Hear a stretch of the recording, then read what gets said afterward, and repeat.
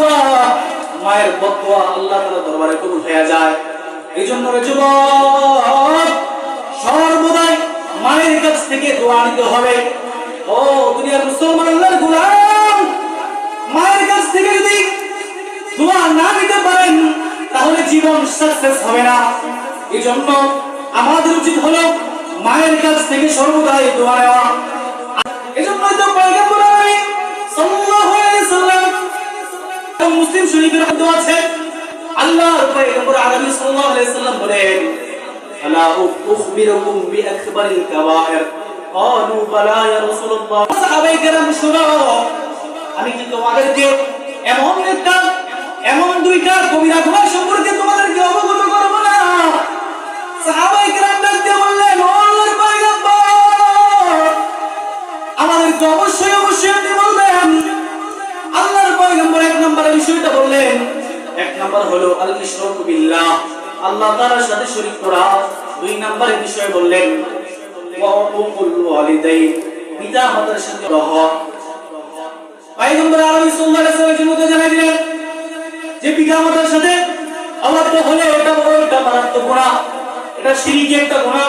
পিতা মাতার সাথে যদি কোনো সন্তান যদি চোখ রাঙিয়ে কথা বলে, তাহলে ওই সন্তানটা দুনিয়ার মধ্যে যদি পিতা মাতার কাছ থেকে যদি মাফ না নেয়, তাহলে ওই সন্তানটা জাহান্নামী হয়ে যায়।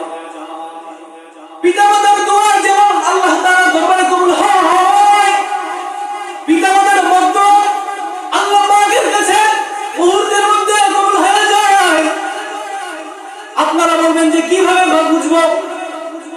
পয়গম্বর আরবি সাল্লাল্লাহু আলাইহি ওয়াসাল্লাম বুখারী শরীফ 1 নম্বর খণ্ড কিতাবুল আম্বিয়ার মধ্যে আসছে, মায়ের বদদোয়া করো কত বড় কঠিন, আপনারা শুনলেই বুঝতে পারবেন।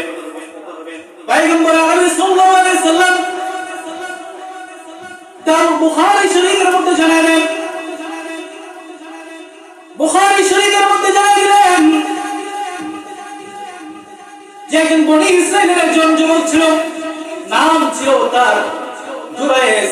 আল্লাহ পাকের একজন বিশেষ একজন আল্লাহওয়ালা বুজুর্গ মানুষ।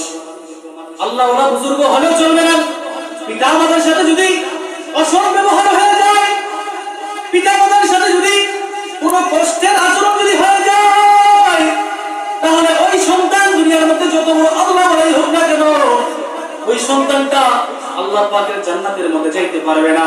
হযরত জুরাইস সে আশ্রমবাসী একজন যুবক ছিল।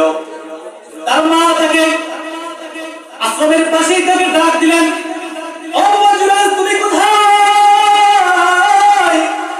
তোমার সাথে আমার বিশেষ কিছু কথা আছে। ও বাবা তুমি কই? তুমি আমার ডাকটা শুনি তারপরে তুমি চলে যাও। ও আমার বাবা, তুমি একটু সময়ের জন্য হলো আমি মায়ের কাছে আসো। আমি মা বড় কষ্ট করে তোমার দরবারে আসলাম। জুরাইস এদিক দিয়ে নফল নামাজের মুসল্লার মধ্যে দাঁড়ানো, নফল নামাজ পড়তেছে। জুরাইস সে চিন্তা ভাবনা করতেছে, যদি নফল নামাজ ছেড়ে যদি তার মায়ের ডাকে সাড়া দেয়, তাহলে জুরাইস ভাবতেছে তাহলে আল্লাহ তাআলার সাথে আমার একটা বেয়াদবি হয়ে যাবে, ইনসাফি হয়ে যাবে, ইবাদতের প্রতি আর মনোনিবেশ থাকবে না। আমি জুরাইস চাই আমার মা যেহেতু ডাক দিছে, আমি মায়ের ডাকটা একটু পড়েই শুনবো। হযরত জুরাইস তখন মায়ের ডাক না শুনা সে তার নামাজের মধ্যে এসে ধ্যান করেছে আর আল্লাহ পাকের কাছে সে নামাজের মধ্যে তার বিশেষ কিছু দোয়া করতেছে। তখন তার মা বিরক্ত হয়ে তাকে ডাকতে ডাকতে চলে গেলেন। প্রথম দিন চলে গেলেন, অনুরূপভাবে দ্বিতীয় দিন আসলেন। জুরাইসকে ডাকে, ও বাবা জুরাইস তুমি কোথায়? জুরাইস তখন দ্বিতীয় দিনও নামাজের মুসল্লার মধ্যে দাঁড়ানো। এমন সময় মা আবার ডাক দিল, ও জুরাইস বাবা তুমি কই? জুরাইসের মা তখন জুরাইসকে আবার প্রথম দিনের মতো তিনবার ডাকলেন। জুরাইস তখন তার মায়ের ডাকে সাড়া না দিয়া তখন সে নামাজের মধ্যে সে মনোনিবেশ করেছে। জুরাইসের মা আবার একবার দুইবার তিনবার করে ডেকে ডেকে জুরাইসকে চলে যায়। তৃতীয় দিন আবার জুরাইসের মা আসে, ও বাবা জুরাইস তুমি কই? আমি মা তোমার সাথে কিছু জরুরি আলাপ করব।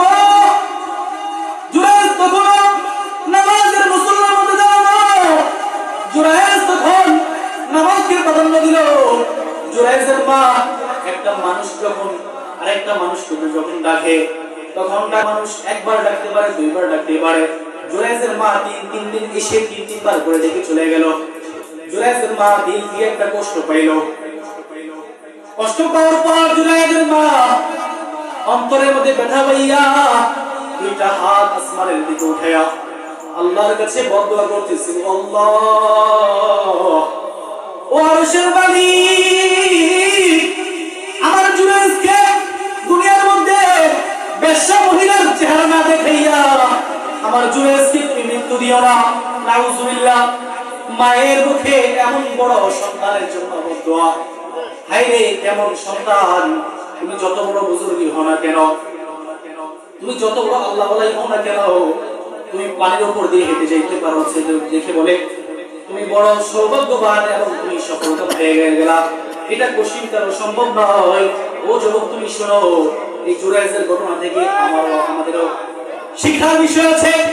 জুরাইজের মা তখন আসমানের দিকে তাকাইয়া আসমানের মালিকের কাছে বিচার দেয়, ও আসমানের মালিক, আপনি সাক্ষী থাকেন আমার জুরাইজকে বেশ্যা মহিলার চেহারা না দেখাইয়া এই দুনিয়া থেকে বিদায় দিন না। জুরাইজের মা তখন এই দোয়া যখন করে চলে গেল, ওই রাত্রিতেই একজন বেশ্যা মহিলা জুরাইজ যে আশ্রমের মধ্যে আল্লাহ তাআলার ইবাদত বন্দেগী করে, ওই আশ্রমের দরজার মধ্যে তারা হাত করতেছে, তারা হাত করে করে বলতেছে, ও জুরাইজ, ও আল্লাহ ওয়া বুজুর্গ, তোমার জন্য আমি নিজেকে বিলিয়ে দিলাম। আমি যদি অন্য যুবকের কাছে নিজেকে বিলিয়ে দেই তাহলে এর বিনিময়ে আমি কিছু টাকা পয়সা পাই। ও আল্লাহ ওয়া বুজুর্গ, আমি তোমাকে নিজের জন্য বিলিয়ে দিলাম। তুমি আজকে যেভাবে চাও, যেভাবে ইচ্ছা আমাকে ভোগ করতে পারো। জুরাইজ তখন আল্লাহ তাআলার কাছে দোয়া করতে থাকলেন। জুরাইজ তখন আর দরজা খুললেন না। তখন জুরাইজ ওই দিনের কথা, তখন জুরাইজের পাশেই ছিল আবার একটা রাখালের ঘর। ওই রাখালের ঘর, রাখাল ওই কুড়ের ঘরের মধ্যে থেকে মাঠের মধ্যে বকরি চড়াইতো। ওই রাখালের সাথে এলাকার যে বেশ্যা মহিলা ছিল, ওই পরিণত নারী ওই রাখালের সাথে অপকর্ম করে পেট বাঁধিয়েছে, অন্তঃসত্ত্বা হয়ে গেছে। এলাকার মানুষ বলা বলি শুরু করলো, এই সুন্দরী মহিলা, তুই কোথায় থেকে এই পেট বাঁধাইলি? তোর তো কোনো বিবাহ হয় না, বল বল বল, তোকে এই পেট বাঁধাইলো কে? তখন ওই মহিলার জবান দিয়ে যদিও ওই রাখালের সাথে মহিলার অপকর্ম হয়েছে, কিন্তু আল্লাহ তাআলার পক্ষ থেকে অর্ডার, মায়ের বদদোয়া আল্লাহর দরবারে পৌঁছে গেছে। সন্তান যত বড় আল্লাহ ওয়ালাই হোক না কেন, এই দোয়া আল্লাহর দরবারে কখনোই কবুল হবে না। সন্তান যত বড় আল্লাহ ওয়ালাই হোক না কেন, আল্লাহর কাছে যত বড় দোয়াই করুক না কেন, আল্লাহ তুমি আমাকে অপকর্মের মধ্যে, অপকর্মের আমাকে লাঞ্ছনার মধ্যে ফেলাইও না। মায়ের দোয়া আল্লাহ তাআলার আরশ পর্যন্ত কাইবা উঠছে। ওরে সন্তান! তখন এলাকাবাসী মানুষ যখন জানলো, তখন জুরাইজকে তখন তাকে একটা বিচারের একটা মজমা কায়েম করলো।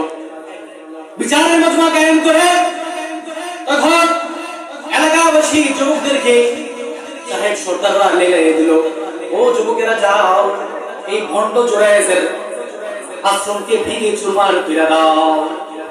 এই আশ্রম রাখা দরকার নাই। এই জুরাইজ হলো ভণ্ড, এই জুরাইজ কেন রাখতে চাই না? এই জুরাইজের কারণে ভেঙে চুরমার করে দাও। তখন যুবকেরা গিয়ে বিছিয়ে দিছে। জোরে বলুন আল্লাহু আকবার। মায়ের দোয়া, মায়ের বদদোয়া আল্লাহ তাআলার দরবারে কবুল হয়ে যায়।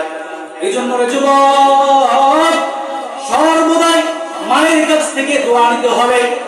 ও দুনিয়ার মুসলমান আল্লাহর গোলাম, মায়ের কাছ থেকে যদি দোয়া না নিতে পারেন তাহলে জীবন সাকসেস হবে না।